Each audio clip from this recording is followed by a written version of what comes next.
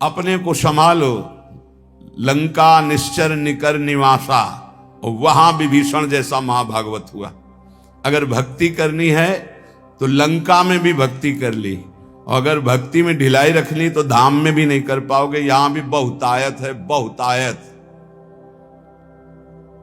ये बहुत समझने का विषय है, बहुत समझने का विषय। चाहे स्त्री शरीर हो चाहे पुरुष शरीर हो, भगवत प्राप्ति के लिए बढ़िया दांव लग गया, वृंदावन का आश्रयवास मिला है, तो इसमें हरि माया जाल रचती है।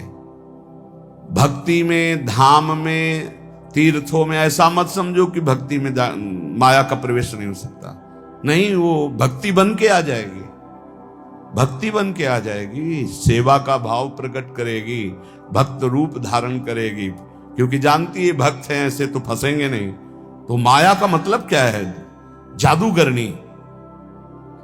बस समझना है कि भक्ति और माया का अंतर क्या, कैसे पहचानोगे कि माया या भक्ति।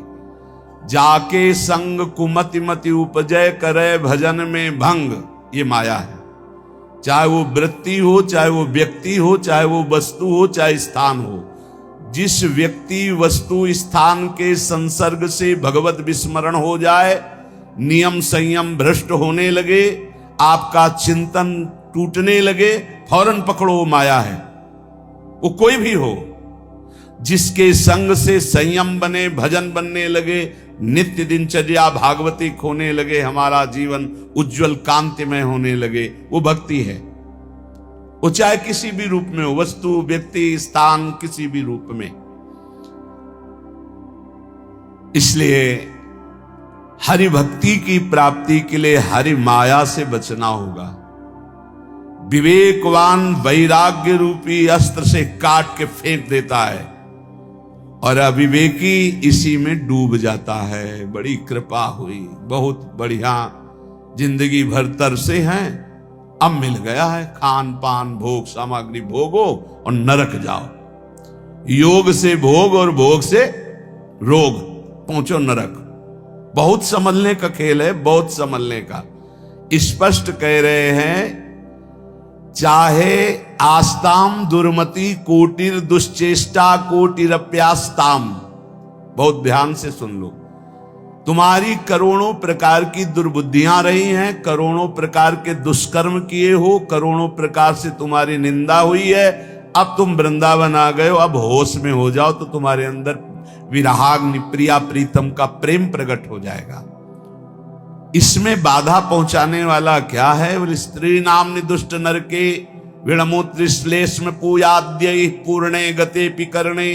कान खोल के सुन लो, मलमूत्र के द्वारों में भोग की वृत्ति रखना दुर्गति पाना है।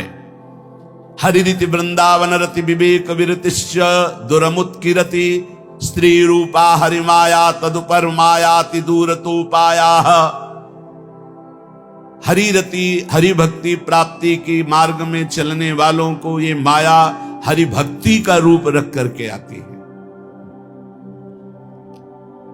बहुत सावधानी की जरूरत है, बहुत सावधानी की जरूरत। देखो, पूतना ने ऐसा रूप रखा था कि हिम्मत ही नहीं हुई यशोदा मैया की या और किसी ब्रजगोपी की पूछ ले कि तुम कौन हो और कहां से आई हो।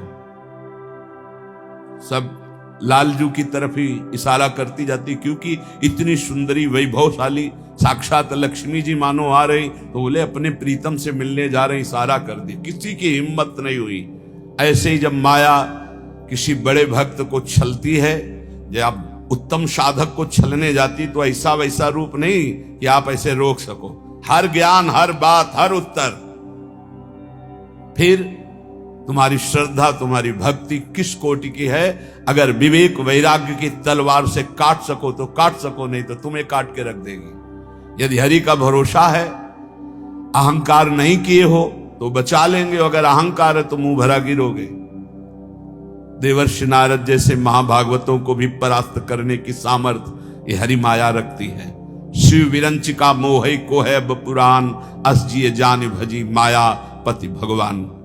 जो ज्ञानिन कर चित अपरई, बरियाई विमोह बस करई, अज्ञानिन की तो कौन बात। इसलिए उत्तम कुरुते योषिदत दृष्ट्यैव दुष्ट मदिरेव अतिवन वसति रसक्या हा वृंदारण्य किन्नु में भविता। जब कोई भोग दृष्टि से किसी माता बहन को देखता है तो मदिरा में उतना नशा नहीं, इतना उसकी बुद्धि भ्रष्ट हो जाती इस दृष्टि मात्र से। इसलिए गोस्वामी तुलसीदास जी ने कहा है, जो चाहे आपन कल्याणा सुजस सुमत शुभ गति शुभ नाना सो परनार लीलार गोसाई तजौ चौथ के चंद्र की नाई। जैसे चौथ के चंद्रमा को देखने से कलंक लगता है, ऐसे ही किसी भी माता बहन की तरफ काम दृष्टि से देखोगे मरोगे, मरोगे, मरना परमार्थ से भ्रष्ट हो जाओगे, होश में हो जाए। जब बहुत तिरछी चितवन से माताओं बहनों की तरफ जो देखते हैं तो लगता है तुम समझते हो हम बड़े वीर हैं, बड़ी चतुराई से देख रहे हैं। अरे अपने नाश का रास्ता पुष्ट कर रहे हो, उनका कुछ नहीं बिगाड़ पाओगे। वो हरि माया बलवंत भवानी, वो इतने बल से युक्त है, तुम्हारा ये चितवन मुस्कान सब तुम्हारे लिए ही नरक का द्वार बन जाएगी। इसलिए होश में। अरे आए हो अपना काम बनाने की, काम बिगाड़ने आए हो? जहां काम बन रहा है वहीं काम बिगाड़ने आए हो तो तुम्हें विश्व में कहां ठोर मिलेगी? धाम में सत्संग में तुम इधर उधर ताक झांक करोगे। अरे तुम्हें धिक्कार है, दुनिया में ताक झांक करते हो, यहां तो अपनी तरफ झांक लो, यहां तो अपने अंदर झांको कि तुम क्या हो। वही बहिर्मुख वृत्ति, वही अरे जिसको तुम भोगने की दृष्टि से देख रहे हो, जगत भोगता है उसके अंदर, वो देख रहा है तुम्हारा सर्वनाश कर देगा, ऐसी जगह गिराएगा जहां उठने के लायक नहीं रहोगे। हमारी बातें थोड़ी कड़वी लगेंगी, समझ लो। हमसे हजारों गलतियां हुई, हजारों गलतियां हो सकती, लेकिन कहां हुई ये तो ध्यान रखो। धाम में हो, यहां तो थोड़ा दिमाग सही कर लो। कह रहे उन्मत्तमेव कुरुते योषि दृष्टैव। जब हरि माया से आंख मिलाओगे ना, इतने में तो तुम्हारा होश उड़ा देंगे। देख लो इनकी, कह रहे उन्मत्तमेव कुरुते योषि दृष्टैव। भगवान कह रहे मत देखो उधर, नहीं कहते हम बड़े सूरवीर हम देख रहे हैं, तो उनके पास बाण क्या है, जा देखो। अब जाओ बैठोगे ध्यान में, वही मुस्कुराहट आएगी। बहुत सावधान। शास्त्रवेत्ता जो महापुरुष कहते हैं, तो क्या श्रीपाद ने देखा है क्या? संत जन जो कहते हैं, अभी अब वो प्रक्रिया नहीं पता है, मन को जोड़ दिया तो जैसा तुम्हारे मन में चल रहा है वैसे ही पूरी अपने मन की बात कहते हुए वैसे ही बता देंगे। उन्मत्त में वो कुरते योषित दृष्टियैव दुष्ट मदिरेव। ये और कोई नहीं है, वही मोहिनी ठाकुर है जिसके तुम दास बनने निकले हो, बड़े प्रवीण बनते हो। वो कहते हैं संभाल के रखो दृष्टि। कैसे संभालो? बोले यो माम पश्यति सर्वत्र सर्वम च मयि पश्यति तस्याहम न प्रणश्यामि सच में न प्रणश्यति। ऐ मेरे साधक, ऐ मेरे दास, मेरे स्वरूप को देखो। एक भी देवता मोहिनी ठाकुर से मोहित नहीं हुआ था, क्योंकि पता था मेरा ठाकुर है। जब किसी माई दाई बहन को देखो तो उसके चरणों की तरफ देखो। गोरे गोरे चरणारविंद मेरी प्रियाजू के, मेरी प्रियाजू की सखियों के बलिहारी है प्रभु। और अगर तुम सूरवीर बन के आंख में आंख मिलाए तो कह रहे उन्मत्त में वो कुरते योषि दृष्टैव दुष्ट मदिरेव। आपकी बात क्या है? हम एक महात्मा की बात बता रहे हैं। इतना भजन कर रहे थे कि शरीर की शुद्धि नहीं थी, पूरे शरीर में दीमक लग गई थी। शरीर है ये दिखाई नहीं दे रहा था, केवल आंखें बीच बीच में खोल लेते थे तो दीमक झड़ जाती थी। च्यवन ऋषि, उनका नाम च्यवन ऋषि था। बहुत समय हो गया, प्रसंग नहीं पढ़े। तो एक राजा की राजकुमारी अपनी सखियों के साथ उधर से निकली। तेजोमयी आंखें ऐसे ज्योतिर्मयी चमक रही थी। उनका ये बहुत चमकती हुई क्या है ये, और ऊपर से सब दीमक लगी हुई थी। तो ऐसे काटा टाइप लिया ऐसे तिनका, और ऐसे ऐसे मारा तो उनसे रक्त निकलने लगा। अब वो तो कांप गई कि रक्त कैसे निकला। अब सबके मलमूत्र बंद कर दिए, पूरे राजा से लेकर जितना परिकर, जितनी सेना, सबके च्यवन ऋषि ने। हाहाकार मच गया। तो उनमें कुछ विद्वान लोग भी साथ थे, उन्होंने कहा किसी ब्रह्म ऋषि का अपराध है। ढूंढा गया अपराधी कौन है, यहां वन में किसी ऋषि का अपराध। तो राजकुमारी ने कहा कि अगर कोई ऐसी बात है तो मेरे द्वारा अपराध शायद बना है। एक दीमक का पिंड जैसा था, उससे 2 ज्योति जगमगा रही थी और हमने उसमें तो उससे रक्त सारे बोले च्यवन ऋषि का ये पूरा क्षेत्र है, कहीं ऐसा तो नहीं किया च्यवन ऋषि को तुमने। चलो आगे गाय और ब्राह्मण करके च्यवन ऋषि से बंधना। महाराज सबकी लघुशंका सोच खोल दियो, बंद कर दिए सबके। अब कितनी देर भाई, 6 घंटे 8 घंटे हम सबके। महाराज शर्त कैसे खुलेगी आप बस बताओ। शर्त सुकन्या, राजकुमारी का नाम सुकन्या, सुकन्या दे दो। राजकुमारी से कहा अब राजकुमारी ना कैसे, अपराध तुमने किया ऋषि की सेवा में, तुम्हें उन्मत्तमेव कुरुते योषित दृष्टैव दुष्ट मदिरैव। जाओ सबके लघुशंका सोच खुल जाए, जाओ अब सब यहां से। वो तपस्या के द्वारा महल वैभव और अपना स्वरूप प्रकाशित किया जो देवराज इंद्र के पास भी नहीं। तपस्या का प्रयोग कहां होने लगा, कहां गया तपस्या का, माया में। ऐसे ही महाराज हमारे पड़ोसी सौभरी जी महाराज, सिवार लग गई थी शरीर में और यमुना जी में समाधि। मछली को देखा खेलते हुए, मैथुन करते हुए। देख लो मोबाइल देखने वालों, जब मैथुन मछली का देखा तो महाराज को लगा कि है कोई सुख। बताओ, अभी तक जल में हजारों वर्ष समाधि लगाने वाले महात्मा ब्रह्म सुख का वो अनुभव और मछली के मैथुन सुख को देखकर सोचा अब तो इस सुख का अनुभव करेंगे। तो अब सामर्थ्यशाली महात्मा कहां जाए, तो छोटे मोटे घर गृहस्थी के पास थोड़ी गए, चक्रवर्ती सम्राट राजाधिराज मानधाता के पास। दुर्गंध आ रही थी मछली किसी शरीर से, सिवार पानी के अंदर की हड्डी हड्डी थी, गाल चपके हुए, आंखें तेजोमयी, देख के डर जाए आदमी। महाराज तो मानधाता बहुत बड़े प्रतापी राजा हुए हैं। महाराज आज्ञा कीजिए। बोले विवाह करना चाहता हूं।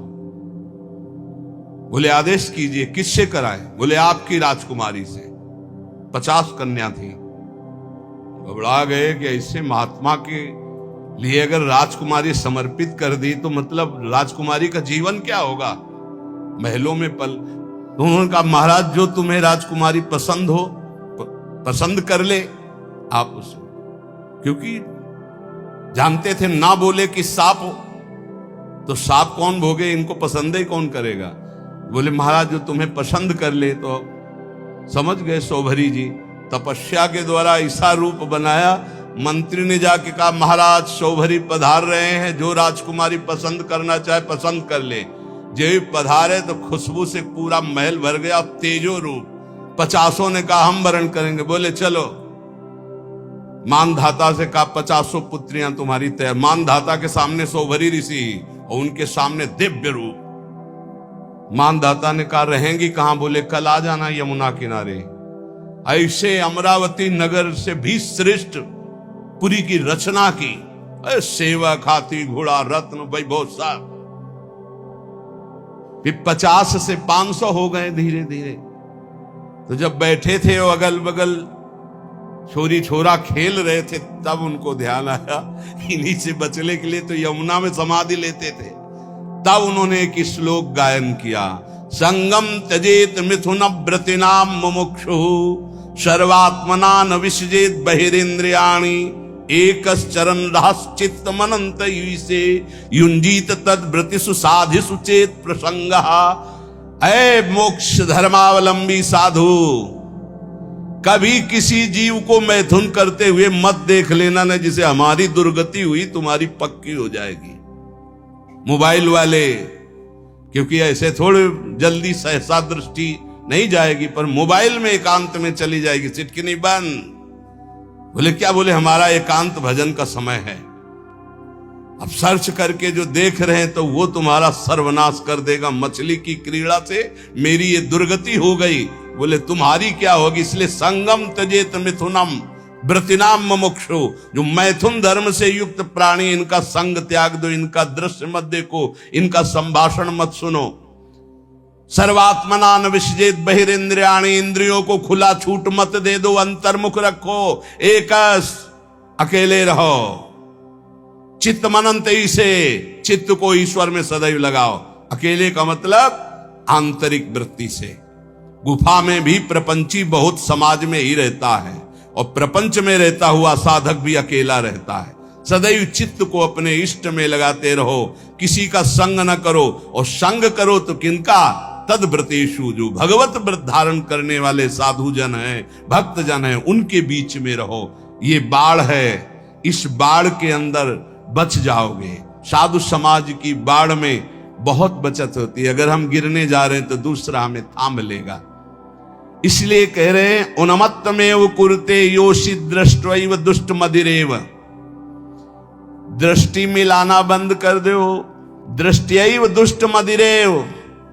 बस गए, पाताल का रास्ता पक्का। 5 बाण है उसके, 5 संधान कर दे तो शंकर की समाधि भंग कर दी। तुम तो जीव हो, शिव की समाधि भंग कर दी। औरों की तो बात जाने दो, अपने स्वरूप में आ जाए काम ना। हाँ, तो जो ब्रह्म में देखत रहे, देखें चराचर नारी में, जे ब्रह्म में देखत रहे। अबला बिलो कई पुरुष में, पुरुष सब अबलामयम। दुई दंड भरी ब्रह्मांड भीतर, काम कौतुकयम। कोई साधारण वीर है? देवाधिदेव महादेव की समाधि भंग कर दी। तब उन्होंने कहा कि त्रिभुवन में ऐसा कौन? तो देखा आम के पेड़ में छुपा बैठा, तीसरा नेत्र खोला, राख का ढेर हो गया। अब वो तो शिव हैं, तुम्हारे है तीसरा नेत्र? दुई है, तीसरा तो बंद है तो सबके तीसरा नेत्र ज्ञान नेत्र। ज्ञान से काम भस्म हो जाएगा। या प्रेम नेत्र खुले हृदय में, और या बुद्धि में ज्ञान चक्षु, वो गुरुदेव की कृपा से खुलते हैं। अज्ञान तिमिरांधस्य ज्ञानांजन शलाकया चक्षुरुन्मीलितम मेन तस्मै श्री गुरुवे नमः।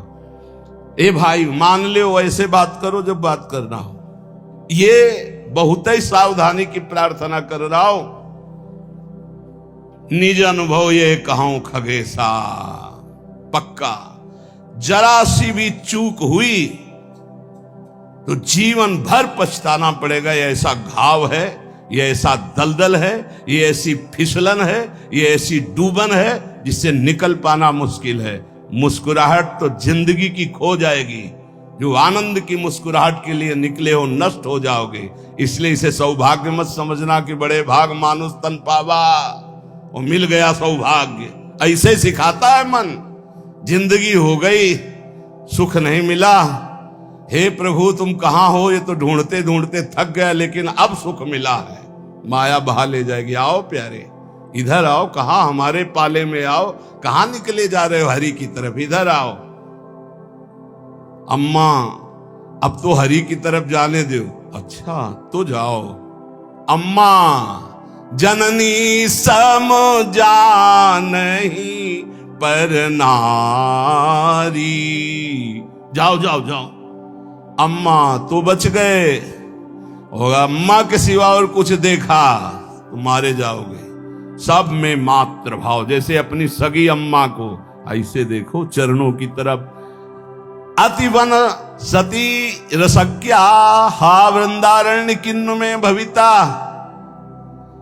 वृंदावन वास करना इसीलिए बहुत कठिन है। वृंदावन अब क्या उपाय हो सकता है जिसकी दृष्टि खराब हो गई है? संभल जाओ, सत्संग है, संभल जाओ। बहुत खतरनाक खेल है, इससे ज्यादा खतरनाक खेल नहीं। हाथ जोड़ के, मुस्कुरा के, प्रणाम करके प्रणाम करवा देंगी, ऐसी प्रबल माया है। हाथ जोड़ना पड़ेगा, घुटने टेकना पड़ेगा, रोना पड़ेगा, फिर भी क्षमा नहीं होगी। माया आती कैसे जानते हो? झुक के, और जाती कैसे? रौंद के। ये शब्द याद रखो। सौभाग्य मत मान लेना। बड़े भाग मानुष तन पावा, सुर दुर्लभ सदग्रंथन गावा, साधन धाम मोक्ष कर द्वारा, साधन धाम मोक्ष कर द्वारा। अति दुर्वारा इंद्रिय वैरिण आमर्दयन्ति सततम माम, बद्ध्वा बद्ध्वात्यार्ति दकारायाम हा हरे परित्राही। ये पीड़ा देने वाली दुष्ट इंद्रियां कारागार की तरह मुझे बंदी बनाना चाहती हैं। ऐसा ही है, सब कोई देख लो अपनी अपनी इंद्रियों को। ये दुर्दांत दुश्मन इंद्रियां निरंतर पीड़ा देते हुए मुझे बंदी बनाना चाहती भोगों में। नए हा हरे परित्राही त्राहि माम, ऐसे बचा जाता है। हे हरि मुझे बचा लो, मुझे इंद्रियां फंसा रही, मुझे फंसा रही। कंदर्प शविष विषखैर निरवधिमं दह्यमानस्य, शिकारी वीणा वादन करता है हरिण पहले बुलाने को, इतना मधुर वीणा वादन साधु बन के बजाता है। हिरन बेचारे नजदीक आ जाते हैं, पास में ही धनुष बाण मारा खींच के, वही ढेर हो गया। कंदर्प शविष विषखैर, ये शरीर है वीणा का, कामदेव की वीणा वादन का शरीर का आकर्षण करके, और निरवधिमं दह्यमानस्य विषखैर, काम बाण का संधान किया, ढेर कर दिया। बड़े बड़ों को इतिहास साक्षी है, इसलिए पहले वीणा वादन से ही बचे। शरीराकर्षण होने लगे तो त्राहिमाम, भागो भागो। अगर आपको अपना सुंदर बनाना है तो परम सुंदर श्री हरि का ध्यान करो, प्रियाजू का ध्यान करो, संयम से रहो, तब तो समझ। अच्छा, हमारी सुंदरता तभी काम की जब सुंदर शिरोमणि प्रभु हमें स्वीकार कर ले। ये मरण धर्मा शरीर दीजेंगे तो क्या करेंगे, क्या करेंगे, क्या दे देंगे मरण धर्मा। इसलिए अति दुर्वारा इंद्रिय वैरिण आमर्दयन्ति सततम माम। गौर से देखो तो प्रभु को दिखाई देने चाहिए, अन्यथा कुछ नहीं है इनमें। कौन सा सुंदर रूप है, कहां सुंदरता है, कहां सुंदरता रह गई है। बहुत विचित्र स्वभाव। आज जो हमारे समाज का स्वरूप बिगड़ता चला जा रहा है, बुरा जरूर लगेगा, लेकिन बाबा जी हैं, अगर हमारी बात नहीं तुम्हें समझ में आएगी तो तुम्हारी हिम्मत नहीं कि कोई कहे, इसीलिए हिम्मत से कह रहे हैं। ए भाई, ये अंग प्रत्यंग ढकने के लिए है, अंग प्रत्यंग ढकने के लिए। इनकी पवित्रता, इनकी उज्जवलता, इसको आप बिखेरो मत। आपका चरित्र महान तो आपका जीवन महान हो जाएगा। इससे आप महान नहीं बन जाओगे, इससे महान नहीं बन जाओगे, नहीं, नहीं। जितना पवित्रता, गांव के बड़े बूढ़े से, अब हमें तो पता नहीं, लेकिन हम अपने सामने देखा है इतना तुरंत हो गया। बूढ़ी बूढ़ी का पानी लाना, तो घर में घुसेंगे तो ऐसे पूरा घर सावधान, एकदम ऐसे। बड़े बुजुर्ग, मर्यादाएं थी, पवित्रता थी, उसी का परिणाम राष्ट्र भक्त, भगवत भक्त, प्रेमी संतानें होती थी, चाहे बच्चा हो चाहे बच्ची हो, एक से एक उज्जवल कीर्ति वाले। आज बच्चा बच्ची ऐसे हो रहे हैं, अपने माता पिता को पीट रहे हैं, अपमानित कर रहे हैं, मनमानी आचरण कर रहे हैं, और कह दो तो ऊपर से अंकुश आ जाए। तुम होते कौन हो कहने वाले, कौन होते हो कहने वाले? कोई किसी को कह नहीं सकता। नहीं, हम इसलिए कह सकते हैं कि हम शास्त्र, संत, गुरुजन, इनका अधिकार है समाज पर, और समाज का इनके ऊपर अधिकार है।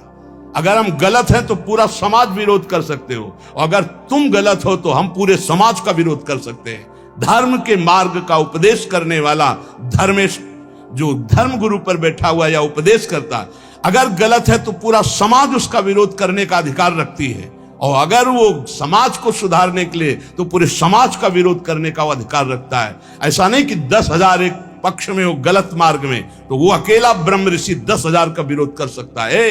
धर्म शास्त्र ऐसा आदेश करता है। आप विचार करके देखो, भगवान श्री राम जी को आदेश हुआ, तापस वेश विशेष उदासी 14 वर्ष राम वनवासी। भगवान नंगे पैर सारी कैसी मर्यादा से सिया जी को जहां नाव पे चढ़ाना है तो सिय चढ़ाई चढ़े रघुराई। आगे जानकी हर व्यवस्था हर सोच थोड़ी सी चूक जानकी जी की तरफ से लीला विस्तार के लिए लक्ष्मण जी को उपस्थित वचन दिला के गए थे कि एक क्षण के लिए जनक नंदिनी को अकेला मत छोड़ना, पर जानकी जी ने जाओ राम जी संकट में, तो उनका काल के भी महाकाल का संकट कौन, माता आप ऐसे वचन मत बोलो। तो उनका आप मुझे समझ में आ रहा है भगवान कोई लीला करना, ऐसे रेखा खींची और कहा मां इस रेखा को क्रॉस मत करना, इस रेखा को किसी की सामर्थ्य नहीं त्रिभुवन में कि क्रॉस करके आपको छू ले। लेकिन लक्ष्मण रेखा को पार हर समय। आप इन बातों पर ध्यान दीजिए। रामचरितमानस की कैसी पोशाक होनी चाहिए, कैसी व्यवस्था होनी चाहिए, कैसी चाल ढाल होनी चाहिए, हमारा जीवन कैसे मंगलमय हो सकता है। उस पवित्रता का ही प्रभाव था कि इतना त्रिभुवन को भयभीत कर देने वाला रावण जानकी जी के सामने नेत्र नहीं मिला सकता था और अशोक वाटिका में जाके रखा, बार बार मनाता रहा। और जब उठाया था तो ऐसे नहीं उठाया था, सीता चरण बंदी सुख माना। हे जगत जननी मैं जानता हूं यद्यपि मैं जो कृत्य कर रहा हूं अपने विनाश के लिए अपने मंगल के लिए कर रहा हूं, पर मैं जानता हूं कि आप कौन हैं, इसलिए मेरा प्रणाम स्वीकार करें। और जब तक आप लंका नहीं पहुंचते तब तक हम असुरों का उद्धार होगा ही नहीं, इसलिए हम अपने उद्धार के लिए आपको ले जा रहे हैं। और ले जाकर के अशोक वाटिका में रखा था, ना कि जहां महल में और रानियां थी वहां भी रख सकता था, लेकिन नहीं, शुद्ध अशोक वाटिका में। और राक्षसियों का पहरा और त्रिजटा जी को जानता था, वो कोई साधारण नहीं था। जिस समय खर और दूषण मारे गए, सूचना पहुंची खर दूषण मारे गए, अच्छा खर दूषण मूषम बलवंता मार सके को बिनु भगवंता, बिना भगवान के इनको कोई, भगवान आए तो भजन न होए तामस देहा। मैं राक्षसी स्वभाव का तामसिक वृत्ति का हूं, भजन तो होगा नहीं। अब कैसे इनसे, अब इनसे मन वचन कर्म से बैर करूंगा और बैर के द्वारा परम पद प्राप्त। और ऐसा दृढ़ निश्चयी कि जब गर्दन अंतिम में कटी तो कहा राम रन हतो पचारी, श्रद्धा से लई बैर से पुकारा, कहा राम रन हतो पचारी। जिस समय जनकपुर में यज्ञ हो रही थी, धनुष यज्ञ, सब पहुंचे थे, ये भी पहुंचा, बाणासुर भी आए हुए थे, कुछ मांगलिक गुरु चर्चा हुई, क्योंकि दोनों के गुरु एक ही हैं, भगवान शिव। कहा आप भी तो धनुष उठाने आए, बोले नहीं, इस धनुष उठाने में कौन सी बात है, जब 20 बार कैलाश सहित भगवान शिव और पार्वती को उठा लिया तो उनका ये धनुष है। मैं धनुष उठाने नहीं आया, मैं धनुष उठाने वाले को निमंत्रण देने आया। बोले कौन है यहां धनुष उठाने वाला? बोले पहले भगवान श्री राम जब विश्वामित्र जी के साथ पधारे, रावण ने दृष्टि मिलाई और कहा ये नेह निमंत्रण नहीं दे रहा हूं, ये बैर निमंत्रण दे रहा हूं। ये धनुष आप ही भंग करेंगे, सीता जी आपको ही मिलेंगे, लेकिन मैं सीता का अपहरण करूंगा और तुम्हें रुलाऊंगा, और तुमको ये जो टांगे हुए और सारंग धनुष, इसी से निकले हुए बाणों से संपूर्ण लंका का उद्धार करना होगा। मैं यही कहने आया हूं। भगवान श्री राम से मानो इशारे में बात की और आरती की अजगों की, और जनक से कहा इसका भंजन तो दूर रहा, इसको उठाऊंगा भी नहीं, ये मेरे गुरु का धनुष है। प्रणाम करके परिक्रमा करके दोनों चले गए थे। ये अतिरथी वीर बाणासुर और महान पराक्रमी रावण ये ऐसे उठाए भी नहीं थे। ऐसा नहीं कि उठाने की चेष्टा की, नहीं, ऐसा नहीं, वंदना की, परिक्रमा की और चले गए थे। और भगवान राम को कहा था तुम्हें निमंत्रण देता हूं, आकर पूरी लंका का उद्धार आपको करना है, इसलिए सीता जी से ब्याह तो आप करो और वास मेरे यहां करेंगे, क्योंकि इन्हीं के चरणों के प्रताप से ऐसी अपावन लंका पावन हो।